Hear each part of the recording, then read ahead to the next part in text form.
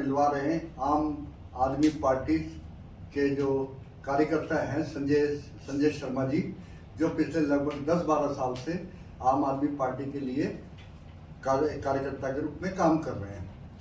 तो मैं संजय जी से सबसे पहले ये जानना चाहूँगा कि आम आदमी पार्टी बनने से पहले वो इंडिया अगेंस्ट करप्शन में भी उन्होंने काम कर रहे थे। तो आप बताएंगे कि आपने जो राजनीतिक कैरियर है ये कैसे चालू किया?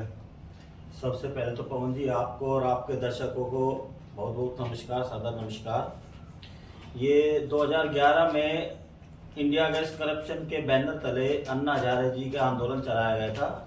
उससे हम काफ़ी प्रेरित हुए, उस आंदोलन से जुड़े। उसके बाद हम अरविंद केजरीवाल जी के संपर्क में आए, उनकी टीम के संपर्क में आए। उन्होंने फिर ये पार्टी बनाई और हमने कांग्रेस बीजेपी का देख चुके थे और इन्होंने अच्छे एजुकेशन के, हेल्थ के बारे में जो इनका विजन था वो हमें समझ में आया और उसको देखते हुए इस पार्टी से जुड़ गए।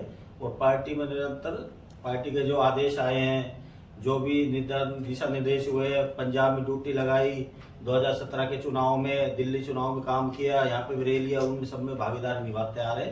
जैसा पार्टी का आदेश होता है उसे यथासंभव यथाशक्ति अपने कार्य का अंजाम देते रहे, प्रयास करते रहे पार्टी। अन्ना आंदोलन में जो और भी थे, जो केजरीवाल के अलावा और भी जो नेता थे जो उभर कर सामने आए थे, किरण बेदी जी हो गई, और इसके अलावा जो आम आदमी पार्टी में भी फिलहाल नहीं है, कुमार विश्वास हो गए, शशि भूषण गुप्ता हो गए, योगेंद्र यादव हो गए। लेकिन आखिर अरविंद केजरीवाल जी में ऐसी क्या खासियत थी कि वो अपनी राजनीतिक पार्टी बना के एक राजनीतिक स्टैंड कर गए, जबकि अन्य या तो भारतीय जनता पार्टी में शामिल है या उन्होंने एक सोशल प्लेटफॉर्म तक ही वो सीमित है? देखो, कोई भी कानून हो, कोई भी बदलाव हो, राजनीतिक पार्टी के थ्रू ही होता है। वो कोई भी संसद में कानून बनेंगे, संसद में, पार्लियामेंट में, विधानसभा में ही बनेंगे और वही उनके इम्प्लीमेंट होगा तो ही कुछ लोगों के जीवन में, यापन में, उनमें फर्क पड़ेगा, बदलाव लाएगा। तो ये जो अच्छे कानून थे अपने खिलाफ ला नहीं रहे थे, तो इन चीजों को देखते हुए मजबूरी में आम आदमी पार्टी का गठन करना पड़ा। और उसके बाद फिर जैसे दिल्ली में एजुकेशन में, हेल्थ में क्रांतिकारी बदलाव लाए हैं। लोग बाग सरकारी शिक्षा से महरूम रहते थे, बच्चों का एडमिशन करवाना एक तरह से शर्म का विषय मानते थे। आज वही पेरेंट्स मिडिल क्लास के प्राइवेट स्कूलों से नाम कटवा करके दिल्ली के सरकारी स्कूलों में करवा रहे हैं। 4.5 लाख से ज्यादा बच्चों ने प्राइवेट स्कूलों से नाम कटवा कर सरकारी स्कूलों में, नंबर तक नहीं आ रहा। स्कूल ऑफ एमिनेंस बनाए, शानदार बिल्डिंग्स है, उनका रिजल्ट्स बढ़िया आ रहे हैं, खाली बिल्डिंग्स ही बढ़िया नहीं आई।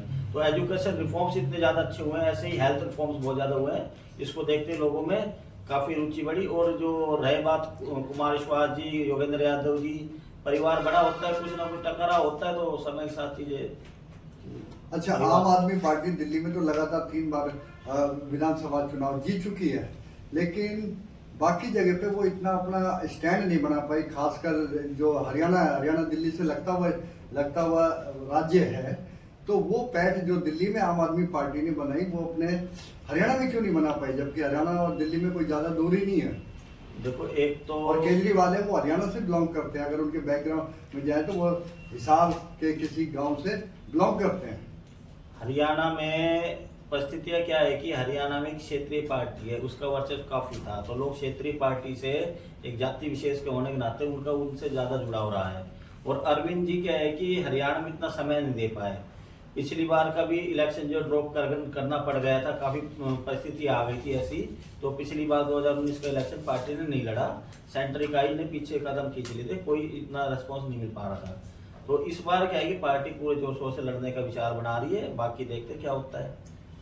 तो हरियाणा में आम आदमी पार्टी आप कह रहे हैं कि चुनाव लड़ेगी, लेकिन इंडिया गठबंधन की जहाँ बात आती है कि आज अब पहले बेशक शीला दीक्षित के टाइम पे आम आदमी पार्टी ने एक तरह से मोर्चा खोला था, शीला दीक्षित को दिल्ली से उसकी सत्ता समाप्त कर दी गई थी, लेकिन आज जो एनडीए के खिलाफ जो ग्रुप है, अलायंस है, तो वो अलायंस की वजह से क्या चुनाव आम आदमी पार्टी अपने दम पे लड़ेगी या अलायंस के? ये जो अलायंस हुआ था, इंडिया गठबंधन का अलायंस हुआ था, ये लोकसभा चुनाव को लेकर हुआ था। और विधानसभा में कांग्रेस का भी क्लियर स्टैंड है और आम आदमी पार्टी का क्लियर स्टैंड है कि हम लोग अलग अलग लड़ेंगे विधानसभा में सभी सीटों पर। और बाकी जो भी भविष्य में जो निर्णय होगा, समय क्या करवाता देखते हैं। बाकी फिलहाल तो यही मानना है कि अलग अलग पार्टी सभी सीटों पे कांग्रेस भी और आम आदमी पार्टी सब लड़ेगी। लोकसभा का गठबंधन था वो लोकसभा चुनाव में खत्म होगा, विधानसभा के लिए सब अलग अलग है। अब दिल्ली की हम बात करें तो दिल्ली में क्या आएगी, जो लोकसभा के चुनाव की बात आती है तो भारतीय जनता पार्टी को जनता, वहाँ की दिल्ली की जनता जीताती है। लगभग सारी की सारी इस बार 7 की 7 सीटें हैं वो भारतीय जनता पार्टी ने जीती हैं। और जब विधानसभा के चुनाव की बात आती है तो दिल्ली में वहाँ आम आदमी पार्टी को की ही जीत होती है। तो आखिर ये दो विचारधारा, विपरीत विचारधारा होने के बावजूद भी फिर कैसे पॉसिबल है कि भाई जनता समझ नहीं पा रही है या नेता समझ नहीं पा रहे हैं, ये कुछ समझ से बाहर है। देखो जी, अरविंद के दिल्ली की जनता है जो जब लोकसभा के चुनाव आते हैं तो वो ये पाती है कि अरविंद केजरीवाल जी और उनकी आम आदमी पार्टी अभी लोकसभा में सरकार बनाने नहीं जा रही है, ना ही वो विपक्ष की पार्टी का दर्जा हासिल करने जा रही है। तो वो कुछ 1-2 राज्यों में सरकार है, इस हिसाब से वो लोकसभा के परिप्रेक्ष्य में उनको खरा नहीं उतरता वो देखते हैं। और विधानसभा में आम आदमी पार्टी का अच्छा कार्य किया है, इसलिए उसको सराहना करते हुए बम्पर मेजोरिटी से अरविंद केजरीवाल जी के काम पर मोहर लगाती है और काम की राजनीति को आगे बढ़ाने का संदेश देती है।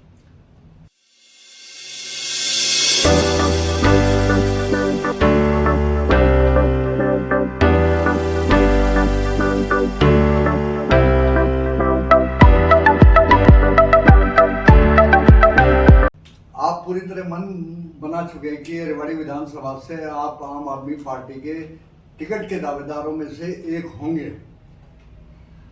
तो आपको क्या लगता है कि आप जो रेवाड़ी विधानसभा में आप चुनाव लड़ेंगे तो जनता के बीच जाके आपके मुद्दे क्या होंगे, कि किस आधार पे आप वोट मांगेंगे कि भाई मैं आम आदमी पार्टी का एक अच्छा वो उम्मीदवार हूँ, मुझे आप इस वजह से मुझे सहयोग दीजिए। देखो पवन जी, सबसे पहले तो राजनीति को समझना, हर एक आदमी, हर एक कैंडिडेट, हर एक पार्टी अपने अपने तरीके से राजनीति को देखती है। तो हमारा या मेरा मानना है कि हम राजनीति को करने नहीं, राजनीति को बदलने आए हैं। इस वजह से पार्टी बनाई थी, काफी चीजें की भी हमने उस विषय में।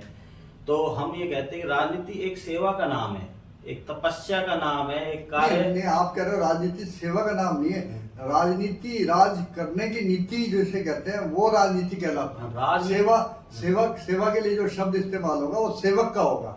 तो राज करना और सेवा करना में बहुत डिफरेंस है। आज हम राव इंद्रजीत की बात करते हैं तो वो एक राजनीति है, वो राजनीति के आधार, वो काम करे या ना करे, जनता का कोई काम करे या ना करे, जनता उससे खुश हो या ना हो, लेकिन वो एक राजा परिवार के उसके कंपैरेटिवली उसको कंपेयर किया जाता है, इसलिए वो राजनीति में कायम है। आज इस वक्त लोकसभा चुनाव में इंद्रजीत से पूरी जनता खफा थी गुड़गांव लोकसभा क्षेत्र की, लेकिन फिर भी वो ये लोकसभा चुनाव जीते। तो सेवा और राजनीति दोनों डिफरेंट है। तो सेवा भाव से क्या आप राजनीति में अपने आप को कायम कर सकते हैं? देखो, मेरा जहाँ तक मैंने अपने जीवन के 12 साल जो आम आदमी पार्टी में बिताए हैं वो समाज सेवा के जरिए ही बिताए हैं। राजनीति में रह करके भी हमने समाज सेवा की है, ना कि आरोप प्रत्यारोप की राजनीति की है। लोगों की समस्याएं उठाई है, चाहे वो डेंगू के समय में फॉगिंग का कार्य हो, चाहे लोगों को जागरूक करना हो। और एक नियम 134 के तहत प्राइवेट स्कूलों में बीपीएल परिवारों का 10% का कोटा होता है, जिनको सरकार की तरफ से फ्री पढ़ाने का आदेश थे प्राइवेट स्कूलों को। लेकिन वो ना तो स्कूल वो इसी योजना को लागू कर रहे थे, ना प्रशासन इस पर कोई कार्रवाई कर रहा था। हमें मालूम हुआ, हमने लोगों को जागरूक किया, ज्ञापन दिया, भूख हड़ताल, धरने, प्रदर्शन खूब किए, खूब लिखित शिकायतें दी, लोगों को इकट्ठा किया।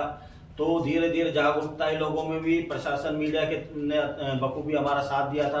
तो मीडिया की वजह से प्रशासन, सरकार पे प्रेशर पड़ा और लोगों को, स्कूलों वालों को एडमिशन देना पड़ा। फिर उसके बाद फिर एक ये हुआ कि वे ज्यादा बच्चे हो गए तो उन्होंने फिर कंडीशन टेस्ट रख दिया कि जो 55% क्वालिफाई टेस्ट में नंबर आए वो क्वालिफाई करेगा। तो पहला जो टेस्ट रखा था वो केवल हिंदी भाषा में रख दिया।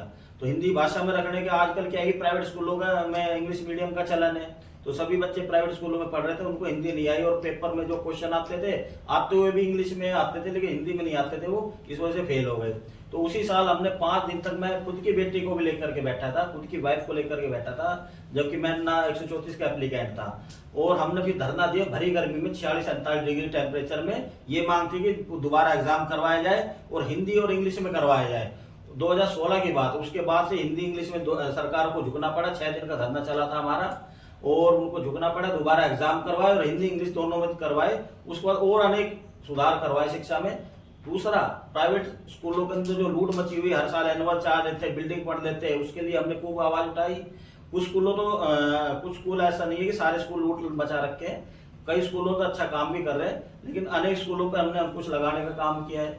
इसके अलावा प्राइवेट स्कूल वाले क्या है कि जो इनके स्टाफ होते हैं, ड्राइवर है, कंडक्टर है, इनका भी शोषण करते हैं। इनकी शिकायत आई 2018 में, हमने 21 दिन तक धरना भूख हड़ताल की।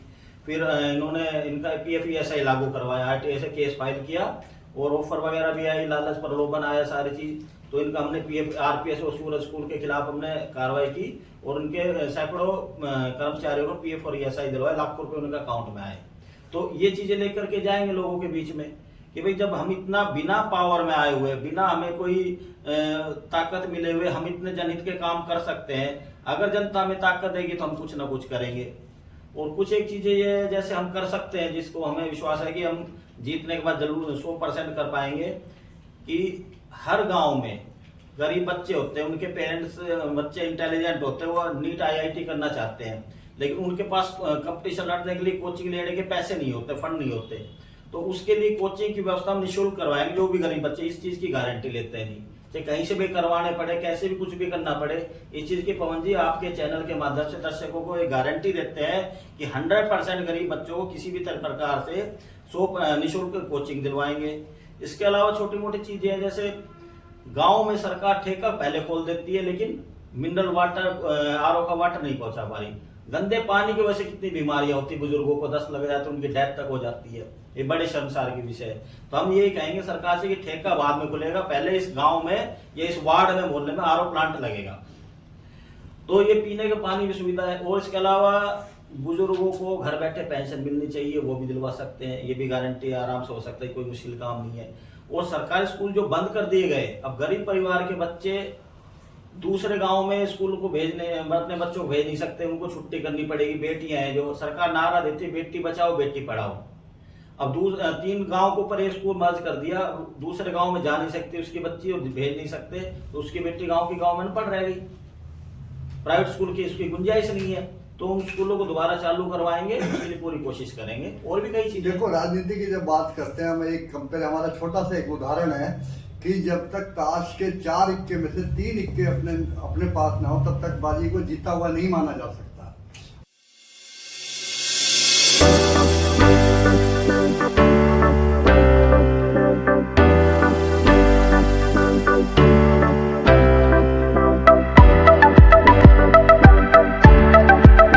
आज आम आदमी पार्टी के आप दावेदार हैं टिकट का, हो ये भी संभव है कि टिकट आपको मिल भी जाए, लेकिन जब चुनाव लड़ने की जहां बात आती है, वो फाइनेंस स्टेटस कि आप उसके लिए जो कैसे मैनेज करेंगे, और टीम मैनेजमेंट में क्या हो गया कि भाई आपके पास कैसे उस इलेक्शन को मेंटेन करना है। तो फाइनेंस और मेंटेनेंस करने की जहां बात आ रही है कि उसको कैसे मेंटेनेंस करना है, वो कैसे कर पाओगे आप, जबकि आर्थिक आधार पे आपको इतनी ज्यादा पूंजीपतियों की श्रेणी में नहीं आते। आप एक सामान्य नागरिक हैं और सामान्य कार्यकर्ता के रूप में आपकी पहचान है, सोशल एक्टिविटीज में आप एक्टिविस्ट के रूप में आपकी पहचान है। तो चुनाव लड़ना एक कॉस्टली प्रोजेक्ट है, तो आप इसको कैसे मैनेज करेंगे? पवन जी बहुत ही अच्छा सवाल किया है। इस सवाल को लेकर, इसके समाधान को लेकर मैं खुद भी बहुत ज्यादा परेशान था काफी समय तक कि पैसे के इंतजाम कहाँ से करेंगे। हमारी पार्टी है वो भी इतना फाइनेंशियली साउंड नहीं है कि वो बजट चुनाव में के लिए कैंडिडेट को निकाल सके, तो मन में थे सेवा भाव था। तो फिर ये देखा कि चुनाव राजनीति तो अच्छी चीज है, लेकिन चुनावी जो प्रक्रिया है वो बहुत जटिल है, बहुत मुश्किल है। बूथ बनाना, बूथ के एजेंट बनाना, अनाउंसमेंट करवाना, बड़े बड़े होर्डिंग लगवाना, बहुत ही खर्चीला काम हो गया। बूथ के ऊपर टेंट भी आएगा, कुर्सी भी आएगी, खाने पीने भी होंगे, वोटिंग लिस्ट छपेगी, उनको बताओ ये करो। काफी दिनों से परेशान रहे। फिर सोचते सोचते फिर दिमाग में आया मैंने कि एक तो हम सेवा करना चाहते हैं, जनता के लिए भलाई करना चाहते हैं, जनता की जो समस्या है उनको दूर करना चाहते हैं, ऊपर से फिर इतने हेडेक काम, इतने मुश्किल काम ये कैसे करें। तो फिर दिमाग में आया मैंने कि भाई हमने तो सिर्फ पंपलेट छपवाना है या व्हाट्सएप सोशल मीडिया पे जो भी अपने विचार है वो रखने हैं और गांव गांव में घूमना है, ना कोई बूथ एजेंट बनाना, ना कोई बूथ एजेंट अंदर बनाना, ना कोई बूथ बाहर लगाने। तो ये खर्चे का काम ही हम हटा देंगे, ना कोई बड़ी अनाउंसमेंट करवानी, ना इस पॉल्यूशन हो, और ये पंपलेट वगैरह होर्डिंग वगैरह छपवाएं, इससे भी पेड़ से ही कट करके ये कागज तैयार होते हैं। तो एक तरह से इसके प्रकृति का भी लॉस ही है। तो हमने सिर्फ अपने विचारों का आदान प्रदान करेंगे, विश्वास दिलाएंगे कि आप हमें कामयाब करो। अगर वोटर एक्चुअल में क्या है कि अभी वोटर भी आमने सामने आना नहीं चाहता, वोट तो डालना चाहता है, लेकिन हम उनको आमने सामने लाने की कोशिश करेंगे, बूथ में बैठाएंगे तो उसके 4 लोगों से संपर्क है गांव में, अपने मोहल्ले में, तो उनसे खराब होगा। वो वोट तो हमको देना चाहते हैं, लेकिन अगर उनको ओपन में ले आए तो उनके संबंध, सामाजिक संबंध खराब होंगे और लोगों से, या विरोधाभास आएगा तो वो हमारे वोटर टूट भी जाएंगे वो। तो इन सब चीजों को देखते हुए मैं तो एक एक्सपेरिमेंट करने के तौर पे चुनाव लड़ना चाह रहा हूँ कि ना कोई हम बूथ लगाएंगे, ना कोई एजेंट बनाएंगे, ना कोई एक्स्ट्रा खर्चा करेंगे, और सिर्फ अपनी बात रखेंगे। आखिर जनता भी देखिए, जनता सिर्फ ये कहेंगी भी आप देखो सारे कैंडिडेट आपके सामने हैं, जो आदमी 10 करोड़ 5 करोड़ रुपए लगाएगा, भैया मैं भी लगाऊं, चलो कहीं से कर्जा लूं, उधार दूं, या किसी साथी से यार दोस्त से लगवा भी दूं, तो मैं उसको 5 करोड़ के भी 10 करोड़ तो उसको पहले 5 करोड़ क्लियर करने पड़ेंगे उनके अकाउंट्स। तो 5 करोड़ कमाने के लिए मुझे गलत काम करने पड़ेंगे, गलत नीतियों का समर्थन करना पड़ेगा, ना तो सरकारी स्कूलों को सुधारेंगे, प्राइवेट स्कूलों के लूट के खिलाफ हमने चुप्पी साधनी पड़ेगी, प्राइवेट हॉस्पिटल्स में जो लूट मची हुई है उसके ऊपर चुप्पी साधनी पड़ेगी। तो जनता के हित के तो काम कर ही नहीं पाएंगे, फिर जनता के हित का काम नहीं कर पाएंगे तो फिर हमारे उनके एवज में उनका पैसे क्लियर करेंगे, और फिर हमारे एक बार खून मुंह लग गया, भ्रष्टाचार की रकम हमारे जेब में आने लगी, तो हमारी नीयत भी बदल जाएगी, हमारा विजन भी बदल जाएगा, तो हम और पॉलिटिशियन की तरह ही हो जाएंगे और कोई समाज में बदलाव नहीं ला पाएंगे। तो इसलिए बिना हो क्या रहा है, सत्ता से पैसा और पैसे से फिर सत्ता कमाओ, सत्ता से फिर पैसे में आओ, ये सब चीजें हो रही है। जो आपने बात कही कि भाई मैं समाज के उत्थान के लिए, समाज के कार्य करने के लिए मैं राजनीति में आऊंगा और जनता मतलब मेरे को सहयोग देगी। आज हम अपने आप को ही इस कंक्लूजन में लें कि बेरोजगारी सबसे बड़ा मुद्दा है। इस वक्त अगर देश में देखी जाए तो सबसे बड़ा मुद्दा है वो बेरोजगारी का है, और हम भी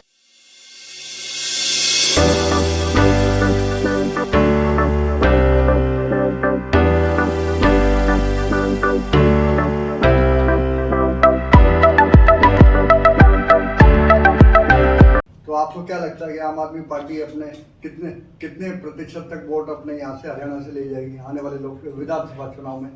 इसका तो कितने प्रतिशत वोट मिल जाएंगे नहीं मिलेंगे इसका तो कोई एक्यूरेट मैकेनिज्म है नहीं, ना ही कोई लगा सकता। और रही बात वोट प्रतिशत हासिल करने की, आम आदमी पार्टी का समर्थन तो आज भी है, गांव में शहर में सब लोग मानते हैं पार्टी अच्छा काम कर रही है, और लोगों की सबसे बड़ी समस्या एजुकेशन और हेल्थ है आज के समय में। इसमें ही आम आदमी पार्टी ने उन लोगों को राहत दी है। इसके अलावा गरीब वर्ग के लोगों के लिए 600 यूनिट बिजली फ्री, एक महीने की 300 यूनिट है, 2 महीने में बिल आता है अपने यहाँ, तो 600 यूनिट हो गए, 600 यूनिट बिजली फ्री, पानी फ्री, बुजुर्गों के लिए तीर्थ यात्रा फ्री, इतनी। और फिर सरकारी कार्यों की होम डिलीवरी, आप डोमिसाइल बनवाओ, कुछ भी कार्य करवाओ, आपको घर बैठे मिलेंगे। एक कर्मचारी आएगा, एक फोन नंबर दिया जाएगा, उस पर डायल करो और 50 रुपए का चार्ज लेगा, घर बैठे बना के जाएंगे। वो इतनी सुविधाएं दे रही है। कोई शहीद हो जाता है तो उसको, सरकारी कर्मचारी भी ड्यूटी के दौरान शहीद हो जाएगा तो उसके एक परिवार को सरकारी नौकरी मिलेगी और 1 करोड़ रुपए की सम्मान राशि मिलेगी। और फिर भी दिल्ली सरकार और पंजाब सरकार सरप्लस चल रही है, तो वही मॉडल हम हरियाणा में लाने की कोशिश करेंगे, और जनता में इनका समर्थन भी है। लेकिन जहां कैंडिडेट थोड़े अच्छे हुए तो वहां वो समर्थन वोट में बदल सकता है, ऐसी उम्मीद है कि बाकी जनता मान ली, जनता जो फैसला करेगी। सर हम तो जनता के लिए कर रहे हैं, जनता से हम बस ये कहना चाहेंगे कि ये मत देखो कि आप चुनाव में वो जीत रहा है, वो जीत सकता है, उसके वो ज्यादा है। आप ये सोचिए कि जीतना किसको चाहिए, आपकी पसंद कौन है, ये आपके लिए बेहतर कौन कर सकता है, ये सोच करके वोट करना चाहिए। नहीं कि भाई ये रेस में वो आ गए, ये आ गए। आजकल प्रचार प्रसार सब पैसे के ऊपर आ गया है। हमारे पैसे, धन में, संसाधन में बहुत भारी कमी है, लेकिन नियत में और कैंडिडेट से कहीं हम ज्यादा है। मंशा अच्छी है काम करने की, करके दिखाएंगे। बिना पावर हाथ तो इतना कुछ करके दिखा दिया, और आप लोगों की जो स्थानीय समस्या होगी वो करेंगे, और पहले भी करके दिखाया। जो एक बार मौका देंगे तो ये मौका मांगना चाहते हैं, बाकी जनता जनार्दन जो जैसा करेगी। आपका हमारे कार्यक्रम में आने के लिए हार्दिक धन्यवाद। धन्यवाद सर, बहुत बहुत।